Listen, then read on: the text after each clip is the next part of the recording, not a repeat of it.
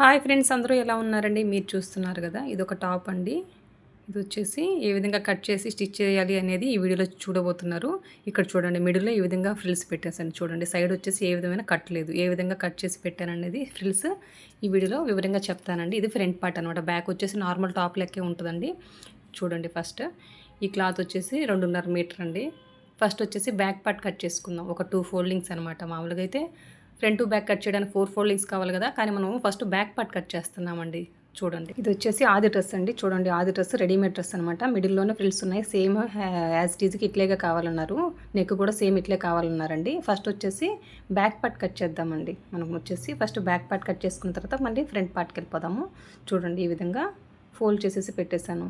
ఇక్కడ వచ్చేసి readymade dress కదండి, అది 8.5 ఉందన్నమాట షోల్డరు. అది వాళ్ళకి షోల్డర్ దగ్గర కాకుండా ఒక 1/2 ఇంచ్ కిందకి జారినట్టుందనమాట హ్యాండ్. అందుకోసం నేను తగ్గించాను అనమాట 1/2 ఇంచ్. అందుకని 8 ఇంచెస్ పెట్టానండి. ఇంటి shoulder full shoulder length 8 inches, చంక డౌన్ కూడా 8 ఇంచెస్ పెట్టేసి ఈ విధంగా మార్క్ చేసేసుకుంటున్నాను.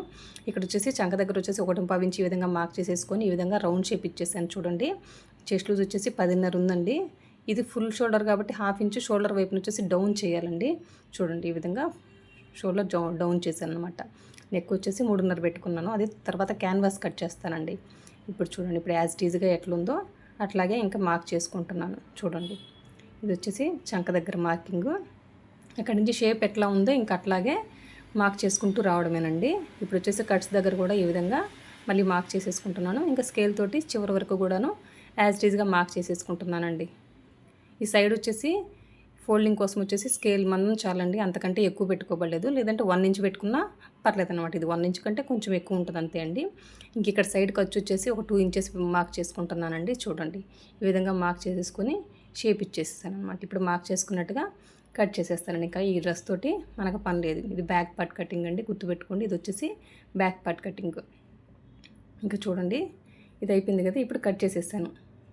ఇది కట్ చేసిన తర్వాత ఇప్పుడు చూడండి, ఇక్కడ వచ్చేసి 1/2 ఇంచ్ ఉంది కదా, దీన్ని కూడా కట్ చేశాను అనమాట. ఇక్కడ గుర్తు అనమాట. అక్కడ మళ్ళీ ఇక్కడ వచ్చేసి చంక వైపున, ఇక్కడ వచ్చేసి కట్స్ దగ్గర అండి. అంతేనండి. ఇప్పుడు వచ్చేసి దీన్ని పక్కన పెట్టేద్దాము. దీని తర్వాత వచ్చేసి చూడండి, ఇది ఏ విధంగా కుట్టానంటే మిడిల్ వరకే ఫ్రిల్స్ పెట్టేస్తానండి. ఊరికే మీకు చూపిస్తున్నాను. ఎందుకంటే ఫ్రంట్ ఏ విధంగా కట్ చేస్తారు అంటే ఫ్రిల్స్ పెట్టేసి గబాని ఈ విధంగా కట్ చేయొచ్చు అనుకుంటారేమో, కానీ ఇట్లయితే కరెక్ట్ కాదండి. ఫ్రిల్స్ పెట్టేస్తాం కదా అనేసి ఈ విధంగా ఫోల్డ్ చేసేసి మళ్ళీ బ్యాక్ పార్ట్ తీసుకొచ్చి దీని మీద పెట్టేసి కట్ చేయడం అయితే కరెక్ట్ కాదని చెప్పడం కోసం నేను ఈ విధంగా చూపిస్తున్నానండి. అది పక్కన పెట్టేసింది. తర్వాత ఫ్రంట్ ఏ విధంగా కట్ చేయాలని చూపిస్తాను. ఇది వచ్చేసి బార్డర్ వచ్చేసి ఇప్పుడు ఫ్రంట్ పార్ట్ కొంచెం అవసరం కదా, చూడండి, అందుకు పక్కన పెట్టేస్తాను. ఇంకా చూడండి, ఇది వచ్చేసి హ్యాండ్ కట్ చేస్తున్నాను. ఇది 4 ఫోల్డింగ్స్ అనమాట. ఇక్కడ చూడండి, హ్యాండ్ పొడవు వచ్చేసి ఎంత ఉందో చూసుకుంటున్నాను. 17.5 ఉందండి. దానికి వచ్చేసి ఒక 1 ఇంచ్ యాడ్ చేసి 18.5 పెట్టాను. ప్లస్ ఆ విధంగా స్కేల్తో వచ్చేసి లైన్ డ్రా చేస్తానండి. చంక డౌన్ వచ్చేసి 3.5 ఇంచులకు మార్క్ చేసేసుకున్నాను. ఇక్కడ చూడండి, ఈ చంక రౌండ్ ఎంత ఉందనేది చూసుకుంటున్నాను. అంత మార్క్ చేసేసానండి. చూడండి, మార్క్ చేసేసానా. ఇంకా వచ్చేసి కింద హ్యాండ్ లూజ్ చూస్తున్నాను, 5.5 ఉందండి. ఈ చంక దగ్గర నుంచి కింద హ్యాండ్ లూజ్ వరకు కూడాను ఈ విధంగా ఒక లైన్ డ్రా చేసేసానండి. ఇప్పుడు చూడండి, ఫోల్డింగ్స్ దగ్గర నుంచి 2 ఇంచెస్ మార్క్ చేసుకొని ఈ విధంగా ఒక లైన్ డ్రా చేస్తాను. అక్కడ ఒక 1/4 ఇంచ్ మార్క్ చేసుకుని ఈ విధంగా హ్యాండ్ షేప్ ఇచ్చేయడమేనండి. ఇంతే, పర్ఫెక్ట్ హ్యాండ్ షేప్ అనమాట. చాలా సింపుల్గా అయిపోద్దండి. ఇప్పుడు చూడండి, మార్క్ చేసినట్టుగా అక్కడ వచ్చేసి మిడిల్లో ఘాటు పెట్టేస్తాను. ఇది క్లోజ్ పార్ట్ కాబట్టి ఈ విధంగా కట్ చేస్తున్నానండి. చూడండి, చాక వైపున అయితే అతుకులు పడతాయండి. ఎక్కువ క్లాత్ తీయడం ఎందుకులండి, ఖర్చులోకి పోతుంది కదా అతుకు అనేసి తక్కువ క్లాత్ తీసానండి. ఇప్పుడు వచ్చేసి హ్యాండ్కి వచ్చేసి ఫ్రంట్ వైపున వచ్చేసి లోతు తీస్తున్నానండి. డ్రెస్కి వచ్చేసి ఒక 1/2 ఇంచ్ సరిపోద్దండి. 1/2 ఇంచ్ ఆ విధంగా లోతు తీసేసి ఇప్పుడు మార్క్ చేసుకున్నట్టుగా ఆ క్లాత్ అంతటిని కూడా కట్ చేసేస్తున్నానండి. ఇప్పుడు దీన్ని తీసి పక్కన పెట్టేస్తున్నాను. చూడండి, ఇది ఫ్రంట్ పార్ట్ అని గుర్తు కోసం ఈ విధంగా టక్ పెట్టేసుకుంటున్నాను. ఇక్కడ చూడండి, ఆల్రెడీ ఇందాక ఫ్రిల్స్ పెట్టేస్తాను కదా, ఇదే విధంగా అంటే సైడ్ వచ్చేసి ఒక 6 ఇంచెస్ అటు ఇటు వదిలేసి మిడిల్ అంతా ఒక 10.5 వచ్చేంత వరకు కూడాను నేను ఫ్రిల్స్ పెట్టేస్తానండి. పైన కూడా చూడండి పిన్నులు పెట్టేసుకున్నాను. ఎందుకంటే ఆ క్లాత్ వెడల్పుగా ఉండకూడదు కదా, ఈ క్లాత్ కుట్టాలంటే పైన వచ్చేసి జరిగిపోకూడదు, మనకు స్ట్రైట్గా 10.5 ఉండాలి. పొడవు వచ్చేసి 14 ఇంచులండి. ఇది వచ్చేసి వెడల్పు వచ్చేసి 10.5 అనమాట. చూడండి, ఈ విధంగా ఫోల్డ్ చేసేసి ఇక్కడి నుంచి 10.5 అనమాట మనకు కావాల్సింది మార్క్ చేసుకున్నానండి. 10.5 ఇంచులు వచ్చేంత వరకు ఫ్రిల్స్ పెట్టేసుకుంటూ వచ్చాను, అంతే అనమాట. చూడండి, ఏ విధంగా స్టిచ్ చేస్తున్నాను. చాలా సింపుల్ అనమాట. కాకపోతే దీనికంటే నాకు ఫ్రాక్ కుట్టడమే ఈజీ అనిపించిందండి. ఈ విధంగా అడ్జస్ట్ చేసుకుంటూ కుట్టుకోవడం కంటే ఫ్రాకే ఈజీ అనిపించింది. చూడండి, వైపున అయిపోయింది కదా, సేమ్ అదే విధంగా ఇటువైపున కూడా ఈ విధంగా కుట్టేస్తున్నానండి.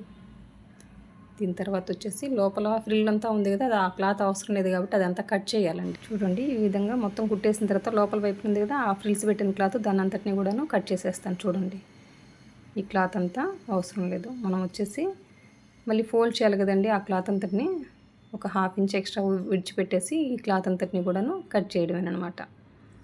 ఈ పిన్స్ పెట్టుకున్నాను కదా, ఆ పిన్స్ పెట్టుకోకపోతే ఏంటంటే క్లాత్ వెడల్పుగా ఉంటుందండి, మనం కుట్టేటప్పటికి కన్ఫ్యూజ్ అవుతుంది, అందుకోసం అనమాట. ఇప్పుడు చూడండి, లోపల వచ్చేసి ఈ క్లాత్ని వచ్చేసి ఫోల్డింగ్ చేసేస్తాను. చూడండి, ఏ విధంగా ఒక ఫోల్డింగేనండి, 2 చేయలేదు చూడండి. తర్వాత మళ్ళీ పాదం గ్యాప్తో కుడతాను. మీరు గమనిస్తూ ఉంటే మీకే అర్థమవుతుందండి. చూడండి, ఈ కార్నర్కి వచ్చాక మళ్ళీ సూదిని దింపేసి మళ్ళీ టర్న్ చేసుకున్నాను. ఇక్కడంతా ఫ్రిల్స్ క్లాత్ ఉంది కదా, దీని అంతటికి కూడాను ఈ విధంగా ఫోల్డింగ్ చేసేస్తున్నాను. అంటే ఖర్చు బయటకు కనపడదు అనమాట, మనం ఆ పోగులు ఊడిపోకుండా ఉంటాయండి, అందుకోసం. చూడడానికి కూడా పర్ఫెక్ట్గా ఉండాలి కదా, అందుకోసం అండి. లేదా మీ దగ్గర ఓవర్లాక్ మిషన్ ఉంటే ఓవర్లాక్ చేసేయచ్చు. ఇప్పుడు చూడండి, కంప్లీట్ అయిపోయింది కదా. ఇప్పుడు వచ్చేసి మళ్ళీ ఒక పాదం గ్యాప్ తోటి స్టిచ్ చేసేస్తానండి, అప్పుడు పర్ఫెక్ట్గా ఉంటుంది. ఇక్కడ చూడండి, చెప్తాను కదా, ఒక పాదం గ్యాప్తో ఈ విధంగా పెట్టుకొని కుట్టుకుంటూ రావడమేనండి.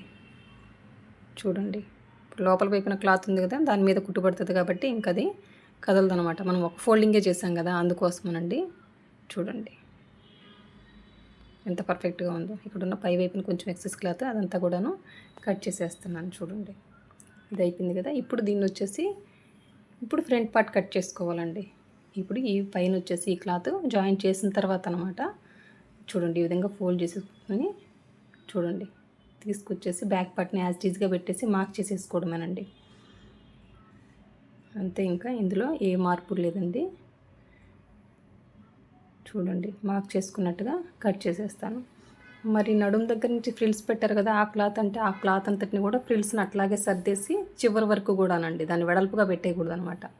అదే కదా 2 ఇంచెస్ మనం ఎక్స్ట్రా వస్తుంది అనమాట. సైడ్స్ వచ్చేసి ఒక 2 ఇంచులు. ఇది కట్స్ కింద నుంచి వస్తుందండి, నడుము దగ్గర వరకు యాజ్ టీజ్గా ఉంటుంది.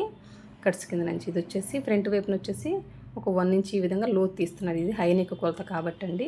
ఇప్పుడు చూడండి, కుట్టేస్తున్నాను. మిడిల్కి ఆ విధంగా మార్క్ చేసేసుకుంటున్నానండి. చూడండి, ఈ విధంగా ఈ పద్ధతి ఎందుకు అంటేను నెక్ పక్కకు జరిగిపోదండి. ఆల్రెడీ క్యాన్వాస్తో కట్ చేసి పెట్టుకున్నాను. ఫ్రంట్ నెక్ వచ్చేసి 6 ఇంచులండి, అంతవరకు కూడాను ఒక కుట్టు కుట్టేస్తున్నాను. చూడండి, ఇప్పుడు వచ్చేసి ఆల్రెడీ క్యాన్వాస్ని కట్ చేసి క్లాత్కి కుట్టేసాను అనమాట. చూడండి, క్లాత్ మీద పెట్టేసి ఈ విధంగా దీనికి కూడా మిడిల్కి ఫోల్డ్ చేసుకొని మార్క్ చేసుకుంటున్నానండి. ఈ మార్కింగ్ ఆల్రెడీ ఇప్పుడు కుట్టున్నాం కదా, అవి 2 ఒకదాని మీద పెట్టేసి ఒకటి కుట్టుకుంటూ రావాలండి.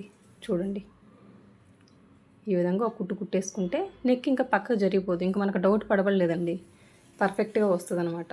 అందుకోసం ఈ పద్ధతి అండి. ఇప్పుడు పాదం గ్యాప్ తోటి ఈ విధంగా నిదానంగా సర్దుకుంటూ కుట్టుకుంటూ రావడమేనండి.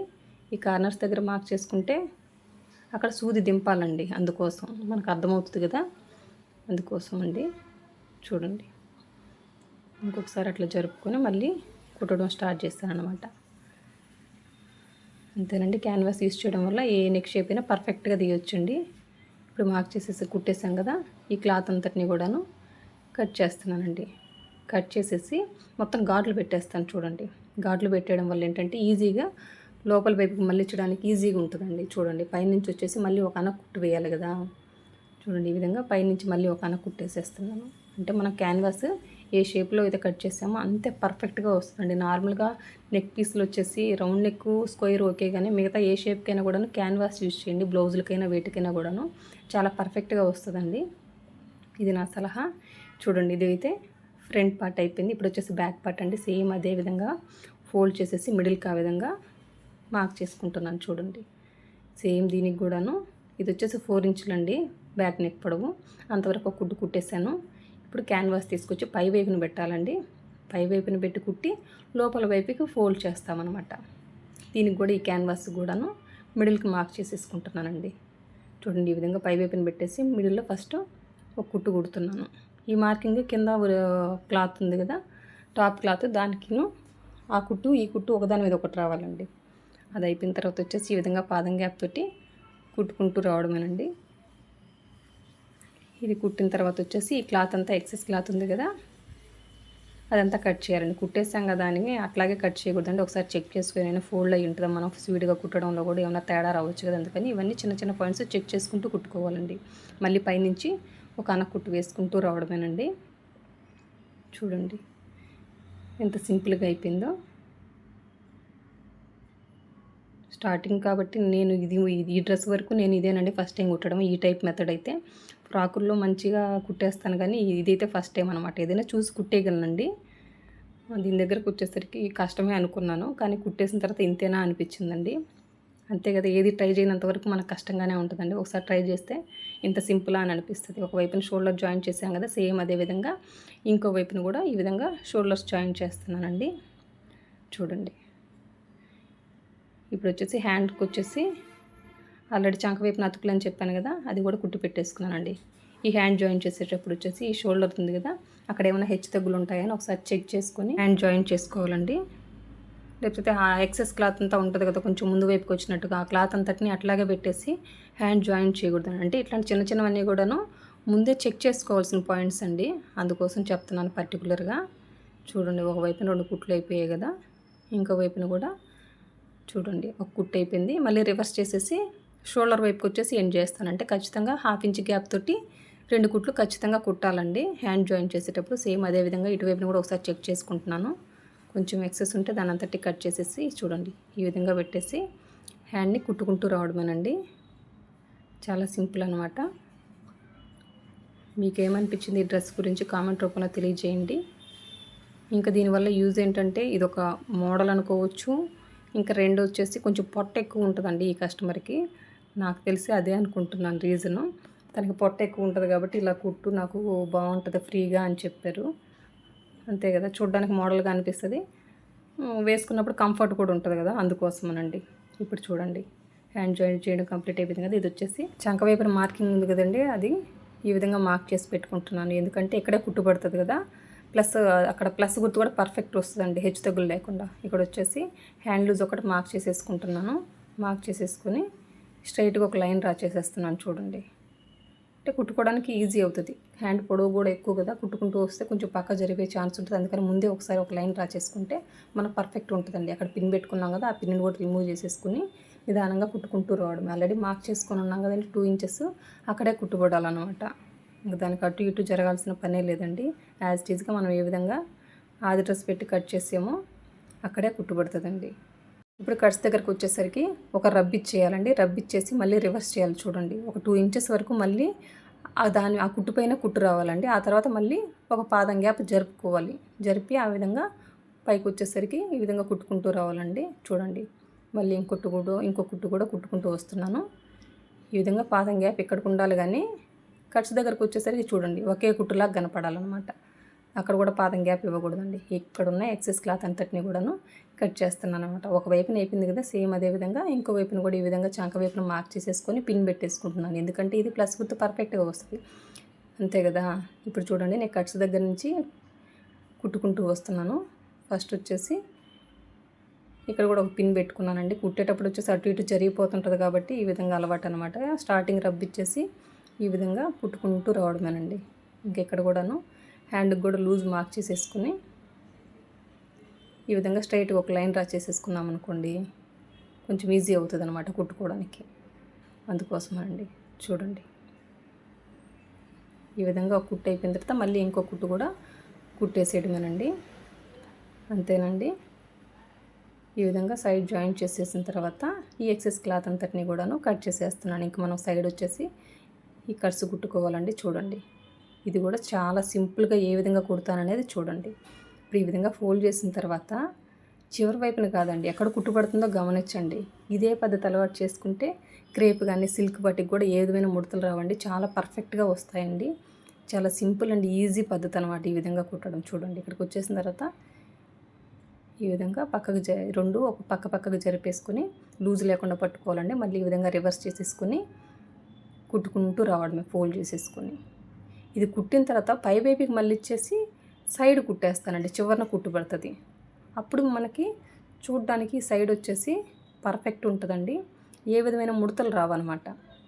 అంటే క్రేప్ కానీ సిల్క్ కానీ వాటి గురించే స్పెషల్గా చెప్తున్నానండి. అవి కుట్టడానికి చాలా ఇబ్బంది పడేవాళ్ళం కదా. స్టార్టింగ్లో అయితే నేను చాలా ఇబ్బంది పడ్డాను. అందుకోసం పర్టికులర్గా ఇది చెప్తున్నానండి. ఒక వైపున అయిపోయింది కదా, సేమ్ అదే విధంగా ఇంకో వైపున కూడా. అట్లాగని ఎక్కువ క్లాత్ ఇక్కడ సైడ్ పెట్టుకోకండి, 1 ఇంచ్ లేదా అది కూడా కొలుచుకోవడం ఎందుకు అనుకుంటే ఆ స్కేల్ ఉంది కదండి, మీరు చూసారు కదా, ఆ స్కేల్ వెడల్పు అంత క్లాత్ని పెట్టుకుంటే చాలన్నమాట ఖర్చు. అంతకంటే ఎక్కువ పెట్టుకున్నా కూడా ఇబ్బంది అయిపోద్దండి మళ్ళీ మనకి. ఇదంటే లైనింగ్ లేదు కాబట్టి సరిపోయింది. లైనింగ్ ఉన్నది వచ్చేసి మరీ మందంగా కనపడుతుంది కదా, లావుగా అనిపిస్తుంది. అందుకోసం ముందే చెప్తున్నాను, ఒక 1 ఇంచ్ చాలన్నమాట. ఓకేనండి. ఈ విధంగా చూడండి, ఇంకో వైపుని కూడా కుట్టేసుకుంటూ వస్తున్నాను. దీనికి రన్నర్తో మార్క్ చేయడానికి కుదరదు కాబట్టి నేను వచ్చేసి మార్కర్ తోటి మార్క్ చేసేసుకున్నానండి ఖర్చు అంతటికి కూడాను లోపల వైపున. అప్పుడు కుట్టుకోవడానికి ఈజీ అయిపోతుంది. మామూలుగా అయితే లైనింగ్ కొట్టుకొచ్చేసి రన్నర్తో మార్క్ చేసేస్తాను. దీనికి వచ్చేసి రన్నర్తో మార్క్ చేసినా నాకు కనపడలేదండి, అందుకోసం. ఇదంతా అయిపోయింది కదా, చూడండి. ఇక్కడ వచ్చేసి ఈ విధంగా కట్స్ ఎందుకు పెడుతున్నాను అనుకోవచ్చు. ఇది ఎక్కువ కరువు తిరిగింది కాబట్టి ఈ విధంగా కట్స్ ఇవ్వడం వల్ల స్ట్రైట్గా ఉండదండి, కరువు తిరగద్దు అనమాట ఆ క్లాత్ కూడాను, అందుకోసం అన్నమాట. ఇప్పుడు కింద వైపున కూడా ఒక 1/2 ఇంచ్ ఫోల్డ్ చేసి కుట్టేస్తున్నానండి. స్ట్రైట్గా ఉండే వాటికి అవసరం లేదండి, అది కరువు తిరిగినప్పుడు మనం వేసుకుంటే యాజ్ ఇట్ ఈజ్గా సైడ్ అంతా కొంచెం ముడతలాగా ఉంటుందండి. ఆ చిన్న చిన్న కట్స్ పెట్టామనుకోండి ఆ ముడత రాదు, పర్ఫెక్ట్గా ఉంటుందండి. అందుకోసం ఒక వైపున ఫోల్డ్ చేసి కుట్టాను కదా, సేమ్ అదే విధంగా ఇంకో వైపున కూడా ఫోల్డ్ చేసి కుట్టేశానండి. అంతేనండి, మీరు చూసారు కదా ఎంత సింపుల్గా పర్ఫెక్ట్గా అయిపోయిందో. ఈ డ్రెస్ మీకు, ఈ టాప్ ఏమనిపించింది కామెంట్ రూపంలో తెలియజేయండి. నాకైతే చాలా బాగా నచ్చిందండి, చాలా పర్ఫెక్ట్గా కూడా వచ్చింది. ఫిట్టింగ్ కూడాను యాజ్ ఇట్ ఈజ్ ఆది డ్రెస్ ఎట్లుందో రెడీమేడ్ డ్రెస్ అట్లే వచ్చింది. బ్యాక్ వచ్చేసి నార్మల్, ఫ్రంట్ వచ్చేసి కొంచెం డిఫరెంట్గా. ఓకేనండి, చూసారు కదా. ఇప్పుడు వచ్చేసి ఇది ఆది డ్రెస్ పెట్టేసి బ్యాక్ పార్ట్లో ఒకసారి చూపిస్తున్నానండి. యాజ్ ఇట్ ఈజ్ ఉందా లేదా అని మీకు ఒకసారి తెలియాలి కదా. చూడండి, సైడ్ వచ్చేసి అటు 2 ఇంచెస్, ఇటు 2 ఇంచెస్ ఎక్స్ట్రా వచ్చింది. ఇది ఫ్రంట్ పార్ట్, ఇది వచ్చేసి ఫ్రంట్ అండి. చూడండి, ఫ్రంట్ కూడా యాజ్ ఇట్ ఈజ్గా ఆది డ్రెస్ ఎట్లుందో అట్లే వచ్చిందండి, చాలా పర్ఫెక్ట్గా. ఇంకా నా వీడియో కనుక నచ్చినట్లయితే లైక్ చేయండి, షేర్ చేయండి, సబ్స్క్రైబ్ చేయండి. థ్యాంక్ యూ అండి. Thank you for watching. Bye. Top గురించి మీకు ఏమనిపించిందో కామెంట్ రూపంలో తెలియజేయండి.